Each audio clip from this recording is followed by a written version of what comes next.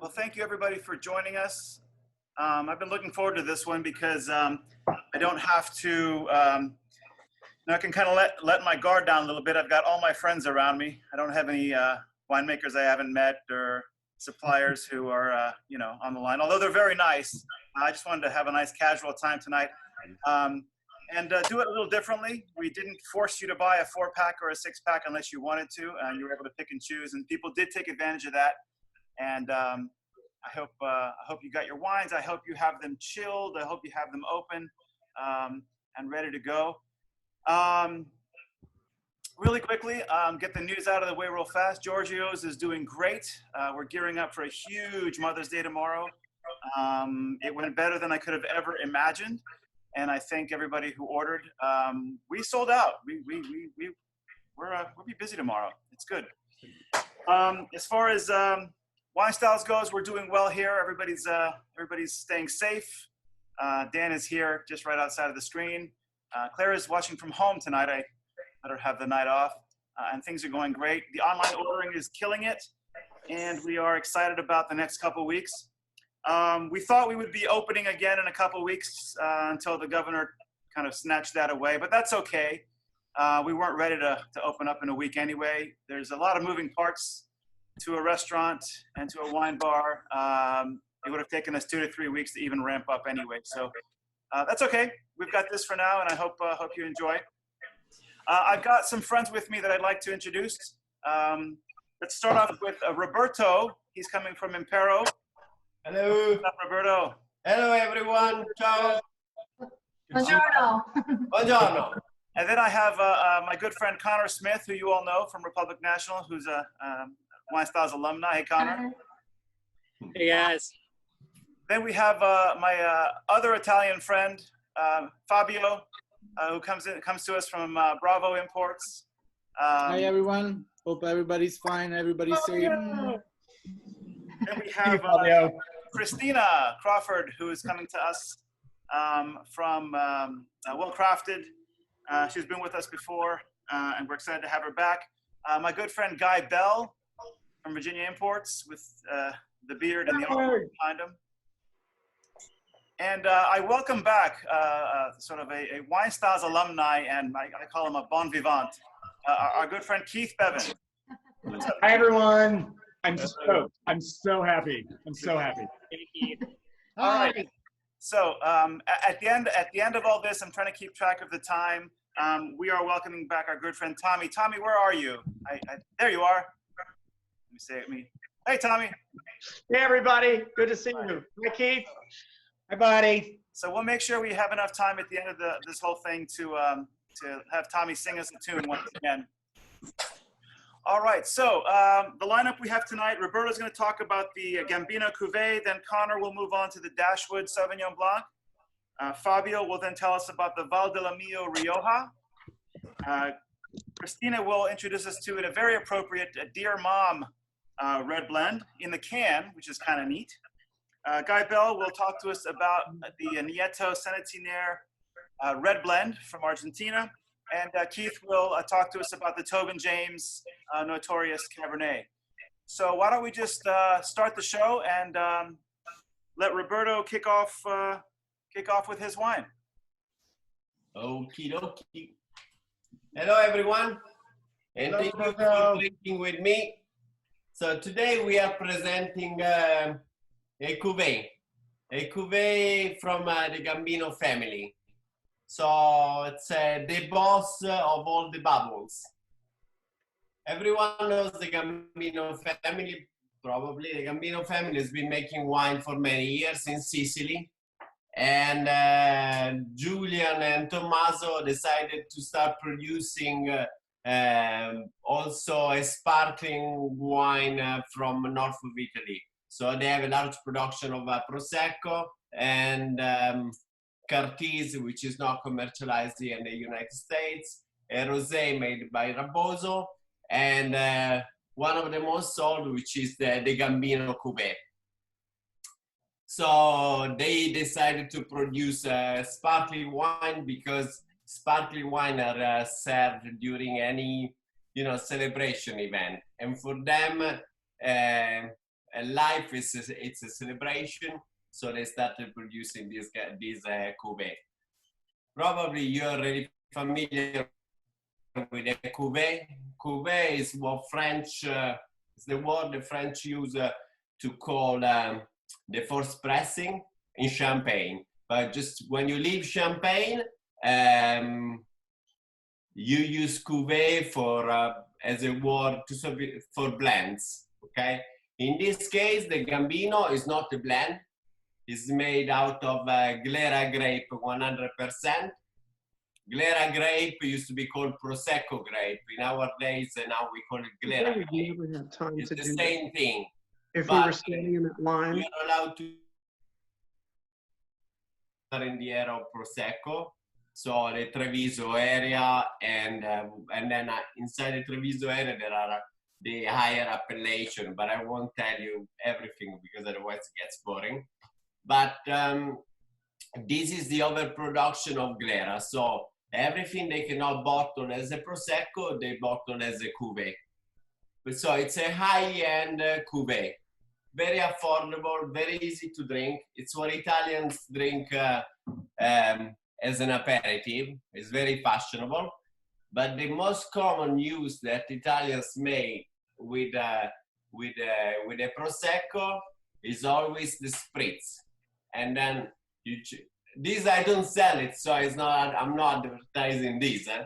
But if you buy the Gambino family, you can blend. You can buy also the Aperol, and you can make an Aperol spritz with just Aperol, Grand Cuvée, and an orange.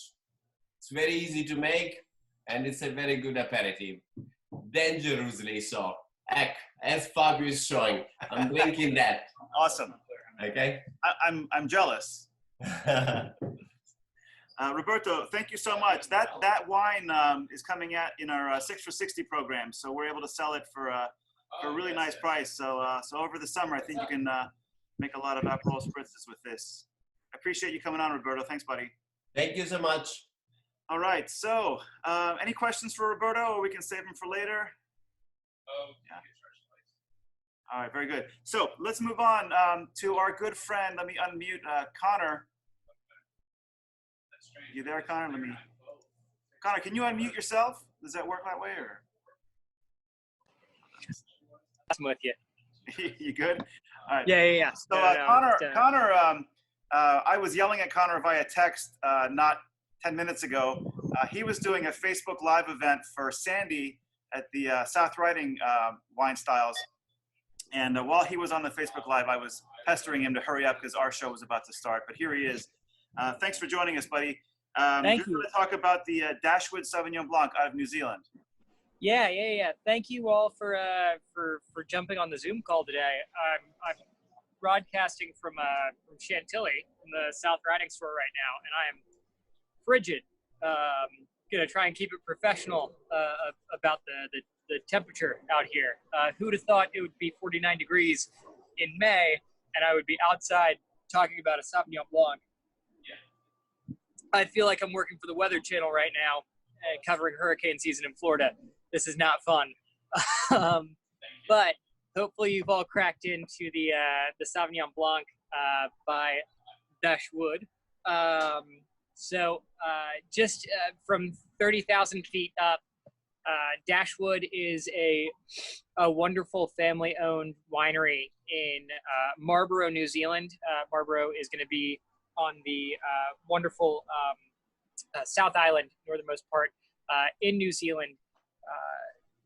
It is quickly becoming the world's preeminent place to grow Sauvignon Blanc.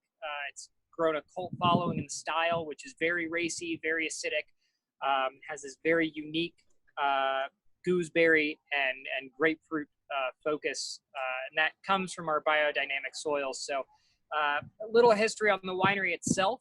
Dashwood was founded in the late 1980s. I believe we credit 1989 as our first vintage. Sorry, just thumbs up. Everybody can hear me, right? I'm terrified that my microphone isn't working. Okay, cool. I got a thumbs up. Awesome. So 1989 is where we believe, and they kind of credit the winery coming together and our first vintage release happening They were pioneers in Marlborough compared to the Loire Valley of France, places like Sancerre, even places like California. Sonoma makes some amazing Sauvignon Blanc. We're very young and very new to the winemaking game. But one thing that Marlborough and New Zealand as a whole is kind of credited for, as opposed to the old world and other new world wine producing countries, is how biodynamic and how nutrient rich our soil is. This is a country that and a set of islands that didn't have any human contact until the 1400s when the Maoris arrived, and didn't do any modern agricultural practices until the 1880s, 1890s, when British and Irish immigrants came and started producing vines, cultivating vines and producing wine just at a small scale at the turn of the century. So everything that we get in New Zealand, whether or not it's from Marlborough, whether or not it's Sauvignon Blanc, is going to have this very big, very bright, very expressive, very fruit-forward characteristic, because we didn't have to go by trial and error from an agricultural standpoint, and it was kind of this untouched Fertile Crescent. So the winery itself is located in Marlborough proper, but for the Sauvignon Blanc that you've got in your glass, we're pulling from vineyards in two regions. The Attawara Valley, which is a little more mountainous, that gives that big, bright acidity and that raciness on the palate. And then Wairau, which is untouched Fertile Crescent. Thank you, Keith. That was my nickname in college. Connor, thank you so much. I think it's fair to say that Sauvignon Blancs have been sort of the best-selling white wine in the shop for the past couple months, and they're light, they're spritzy, they're citrusy, they're super easy to drink, and they go with a lot. Connor, thank you so much, buddy. Yeah. My pleasure. I just wish it wasn't 50 degrees when I was drinking the Sauvignon Blanc. It's really great the rest of May when it's in the 70s and sunny, not when you're fighting off cold. All right, let me move on. Thanks, buddy. All right, so I think we've got enough time trying to keep an eye on things. I'd like to welcome everybody to Fabio. Fabio, you there? Yes, I am. Thanks, man. You were gonna wear your Inter Milan shirt. What happened? I couldn't find it, but I know Roberto is a AC Milan fan, so I wanted to do that with my competition over there, you know? I tried to put you guys next to each other on the screen, but I wasn't able to do that. That's all right. Hey, Fabio, we've asked you to talk about the Val de Libya Rioja. Yes. We've had some really good luck with that wine in the store, and people are really enjoying it. So if you can tell us a little bit about it. Yes, Val de Rioja, the one that you guys are having now is 2000. First of all, hi everybody. I hope everybody's doing fine, everybody's safe, and it's nice to see you. Hopefully soon it's gonna be nice to shake your hands and hug you again. But yeah, what you're drinking is a 2018 Rioja, 100% Tempranillo. The bodegas is actually called Bodegas Val de la Sierva. The producer is Hispano Bodegas. They actually have properties in the three main DO of Spain. They have properties in Rioja, Ribera del Duero, and Reda. In Reda, they only do their Sauvignon Blancs and their Verdejo. The Joven that you're drinking is 100% Tempranillo. One of the main characteristics of their property is actually all the vines that they have, they're very old. In Rioja, the youngest vine are 25 years old, but the oldest one are about 130 years old. You're drinking the Joven, which is the only wine that they have in the Rioja area that doesn't do any oak, does only stainless steel. It's very fruity, very juicy, a lot of fresh berries, some red fruits. It's a very complete wine, very nice, easy drinking wine for every day. Not too heavy, perfect for this kind of weather. I know Connor was complaining about the 50 degrees, but you know, I'm from Connecticut. This is summer for me, so. And a nice light red is perfect with this kind of weather. The company actually, Hispano Bodegas, they actually have all three properties, they actually have 3 different winemaker, and they all female winemaker, all very young female winemaker. They do a very nice job. Pablo, one of the owners, actually lives in Miami, and hopefully he's going to be able to come up soon and maybe come to WineStyle. The wine itself, it's very easy to drink, like I said before. Some white and red meats are perfect for it. And hopefully you guys are going to be able to enjoy it this weekend with maybe some meats on the barbecue outside. And that's it. Thanks, buddy. I enjoy. Sometimes it's nice to get away from the oakiness of wine and the barrels, and it's nice to get back to the actual fruit of the wine. Yeah, the actual fruit. When you don't have any alteration from the oak, you actually taste just the real fruit. Whatever it comes from the grapes is what you have in your glass. There is no other alterations from any external source like the oak can give. All right, cool. Fabio, thanks, buddy. Thank you very much. Nice to see everybody. All right. So, we had 20 minutes left. Everybody can give us about 4 minutes. We'll have plenty of time. Let's move on to Christina. Let me unmute you here. Welcome. And Hi, everyone. This is a very appropriate wine for Mother's Day. It is. Hey, moms out there. There's a wine can with your name on it. Dear Mom canned wines are really good, and I poured them for my wine friends that always turn their nose up to them, and they had no idea that it came from a can because it's that good. So today we're tasting the Dear Mom red wine from Oregon. They also make a white and a rosé. They have the red, of course, we're trying, and they have Sparkletown. They call it Sparkletown because that is where it's going to take you.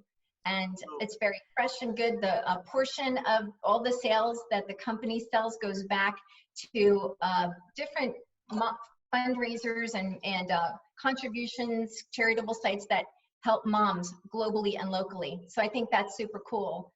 Robert Carmen is the owner, and he is he's a co-owner, but he's a winemaker. He's the visionary. He was out in the vineyards with his mom. They were enjoying a beautiful Côte Rôtie, and he was explaining to his mom what that was. It's a style of wine from the Northern Rhone area. It is a Syrah and Viognier blend. So you've got a red wine and a white wine blended together, and that's what this is. It is a Côte Rôtie style without the oak. So it is coolly fermented on the Syrah skin. So you're going to find some tannins in this that are just really beautiful that you would find some aged bottle wines. It is really cool. I hope you agree as you're tasting that. It's true that in Rhone, they add Viognier, which is a white grape, to the red grape Syrah to give it a bit of depth, to calm down the Syrah a little bit. And in some chemical way, it makes it darker. Yes. Yeah. I mean, if you're looking at it in your glass, you can see it's like a deep purple. Some people call it ruby. I think it's more like a garnet. It's just such a rich, beautiful color. And cheers to the moms with this one. On the nose, I think you might get some cherry lavender. The taste, plums, cranberries, definitely some expressive, sophisticated tannins and smokiness on the end. Enjoy. Happy Mother's Day. I like the fact that it's a little can, just kind of grab and go. Little can, grab and go. It's a proper glass pour. So when you fill it up in your glass, you're getting a really nice glass pour. You're not getting a little skimpy, juicy box. It's a proper glass pour. It's beautiful. Try it. Thanks. You know where to find it. Thanks, Christina. Thank you. All right, let's move along here. Let me unmute my friend Guy Bell. Guy, welcome, buddy. All right, thanks. Got me? Yeah. All right, well, today we're going to do the Neato Centenaire red blend. We had this on the table a couple months back at one of Arthur's tasting, and it did incredibly well. For anybody who purchases this, I would recommend right off the bat to decant it, not due to any kind of sediment being thrown off, but just because it really gets the aromatics going really well and tames it down a bit. It's a blend, as I said, so it's Malbec, Cabernet Franc, and Petit Verdot. And each of these varietals really brings something to the uniqueness of the wine. So the Malbec's going to give you that kind of almost reddish fruit right at the beginning. Then the Cabernet Franc gives it some minerality and structure. And then the Petit Verdot gives a little bit of spice and some black fruit. So source from Mendoza, and I'm going to try to, for anybody who's geographically handicapped, I'm going to, actually I'm not, because the host has assumed control. Anyhow. Have I? So source from Mendoza, and basically about 20 miles south of Mendoza City in two areas there, and just comes together to make a great blended wine that you can pair with anything grilled, anything pasta and tomato sauce, anything like that. But I would definitely recommend decanting it if you're purchasing. Cool. It's a beautiful wine, and it's always fun to get Malbec in a blend, especially from Argentina. It drinks bigger than you'd think. And we've had a lot of success with it.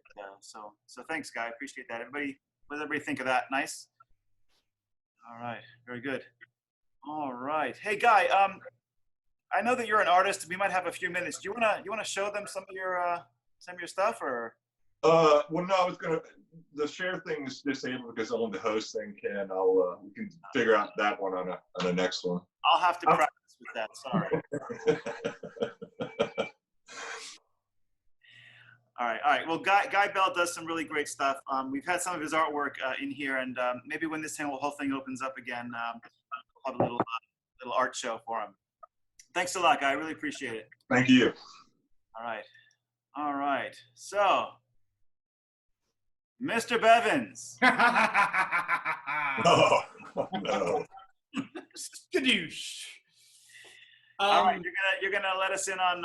First, say hi to everybody. They miss you. Hi, everybody. God, I miss all of you, boss man. Thank you for letting me do this. I'm stoked. And it says, this is an old Chris's Stuff t-shirt. It says, you'll call me, right? Cork and screw. You'll call me, right? Got that when I first started working for you back in like 2009. So thank you, Thanasi, for letting me do this. Fabio, Roberto, Guy, Christina, Connor, I love you guys. I can't wait to see you again. And Fabio, I'm going to take you up on that hug, man, because I'm a hugger and I miss hugging people. I am doing the Tobin James, the Notorious Caps Off 2017. For those of you who don't know, I have been a wine club member of Tobin James for 11 years, basically since I started working at Arthur's shop, and we have those sort of wine moments. I tasted the Notorious Cab, and as everybody knows, I'm a Syrah guy. I'm a Côte Rôtie, De Los, Northern Rhone kind of guy. But the Cab's juicy. It's dabbing. It's full-bodied without sucking your face dry. You're not gonna lick peanut butter off the roof of your mouth tannin kind of structure. It's juicy, it's unctuous, it's a lot of dark fruit, not really that red, and lots of American oak. So if you like that coconut dill, that unctuous, I said that word twice already, I'm gonna try not to do that. If you like that full-bodied West Coast style, but something you don't have to open and wait 4 hours to breathe, or something that you can sip, swirl, and pontificate over it if you want to, but that's what I love about Paso is their wines are very personally driven. For those of you that don't know, Paso Robles, my favorite area, probably on the West Coast, well, California, was actually a stagecoach stop-off town, like during the gold rush. So what you would do is you would go into Southern California, you get all your supplies to do the gold rush to go up to Northern California. Now, Paso's still a rancher town, but back in the day, it would take you a day to get to Paso. So you would stay overnight in Paso Robles. You would eat really good Angus beef and meet a cowboy and all of that. And then you would get up the next day and continue on. So Paso is very warm. Even though the climate drops drastically at night. The Pacific Ocean doesn't have a mountain range that breaks the wind. So the breezes constantly flow. So Paso can get to be 90, 100 degrees, 110 degrees in certain instances, but it's cool because there's constantly a breeze blowing. So the grapes are constantly working out all day long. I don't work out. I've gained like 12 pounds since all this shit started. Sorry.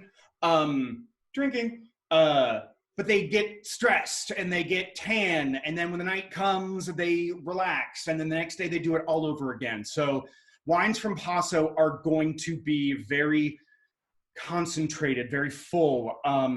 It's distinctive. If you've drank Paso wines, you know Paso wines, you know kind of the minute it hits your glass that you're drinking something from Paso.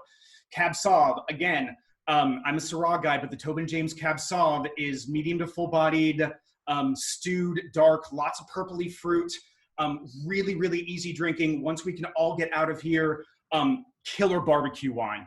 If you're doing ribs or something on the grill, if you're just hanging out, it really is amazing wine. You can drink it by itself. Lord knows I've been doing that.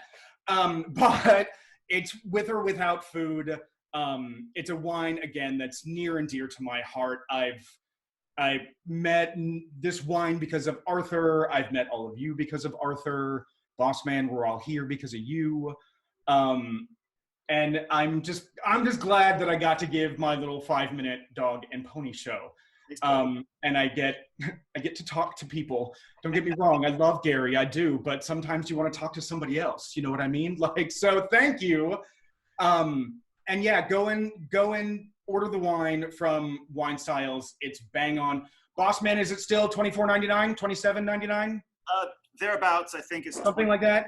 Something like that, yeah. Yep. But remember, and it's also, folks, it's a 2017.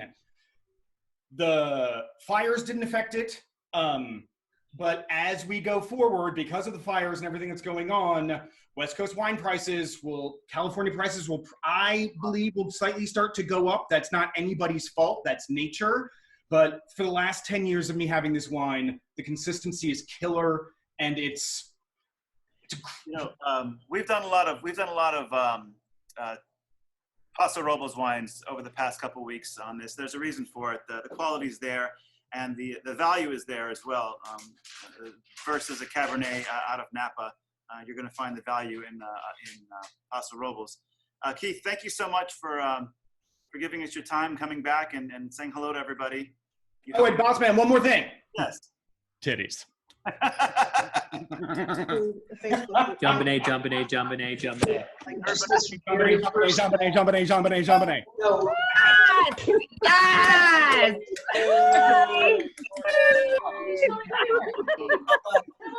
You know what I found, and I was talking to Dan about this earlier.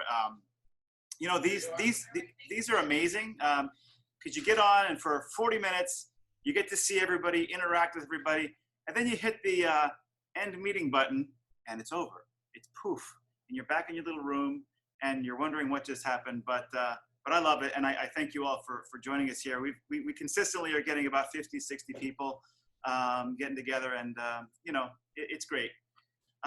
We've got time. If anybody wants to ask any questions, I can. I'd like to say something. Oh, Dan wants to say something. Hold on. Fabio, I couldn't point out your accents, but now that you said you're from Connecticut, I got it.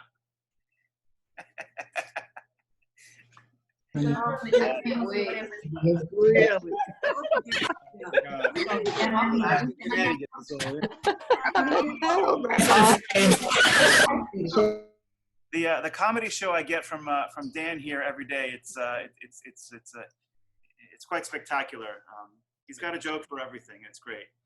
All right, so we've got, let's see, we've got some time left, about 6-7 minutes left. If anybody has a question for any one of our friends on anything, on the wine, just raise your hand, let us know. You can unmute yourself and ask. If not, we can, let's see here. Tommy, are you there? Where are you? I've lost you. Hold on, let me unmute you. Right here. Hey, Tommy, what's up, buddy?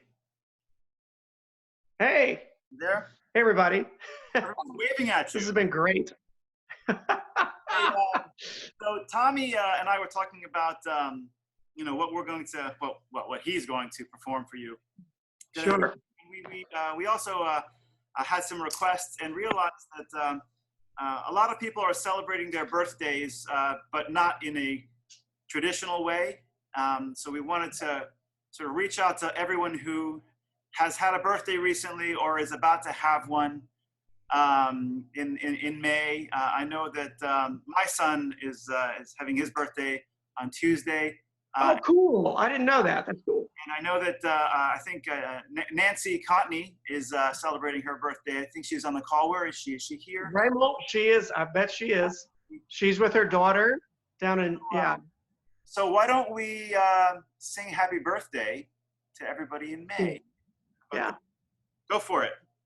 All right, so I'm gonna do two versions here. I'm gonna do the first one since this is an international thing happening here. And we didn't talk about French wine tonight, but you mentioned one person in particular. So this first one goes out to Nancy, and then I'll do my usual thing for the second one. So here goes. Bon anniversaire à toi. Bon anniversaire à toi. Bon anniversaire, chère Nancy. Bon anniversaire à toi. Je t'aime, mon ami. Je t'aime, je t'aime. I love you, my friend, which what that means. And for everybody else that I've stood around and laughed with a lot, you know, I go through the wine shop and I do this trumpet thing for happy birthday.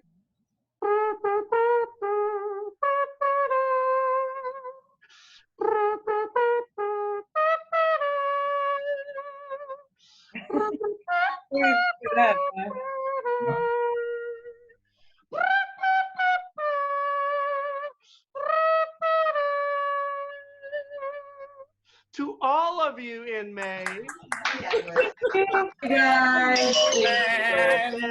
That was awesome. Oh my God! It is Birthday. A lighter on us. well, That was great. Arthur, I have a Mother's Day song.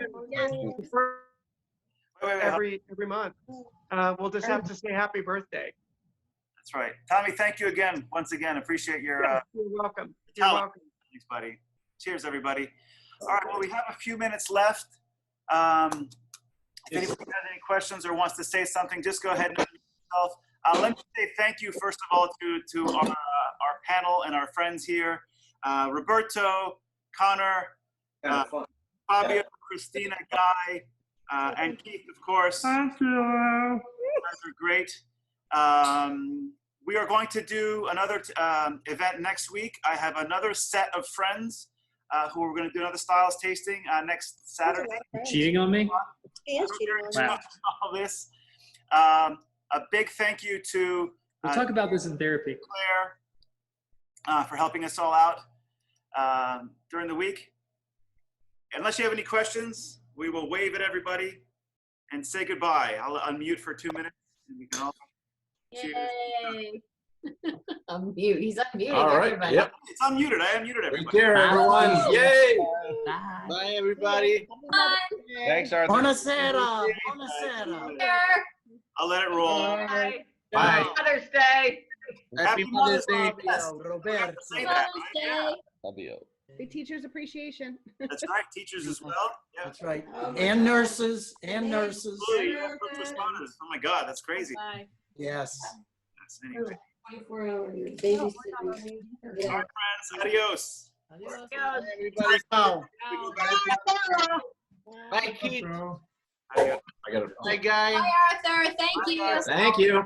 Thank you. Bye, Keith. Keith, Tina, Arthur, thank you, everybody. Keith's blowing kisses. Is it present?